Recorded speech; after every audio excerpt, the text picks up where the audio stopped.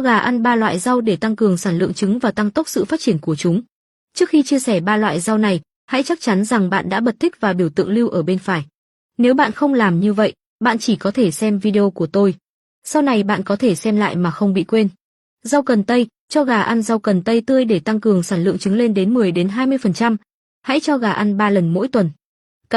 Cà rốt chứa nhiều loại vitamin, đặc biệt là vitamin A. Điều này giúp tăng sản lượng trứng một cách đáng kể và làm cho lòng đỏ trứng trở nên sáng hơn. Hãy nhớ rằng cà rốt tươi là tốt nhất.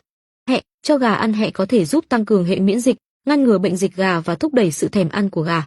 Hãy lưu ý rằng bạn nên thực hiện việc này một cách đều đặn để đảm bảo gà có chế độ ăn uống cân đối và cung cấp đủ chất dinh dưỡng cho sức khỏe của chúng.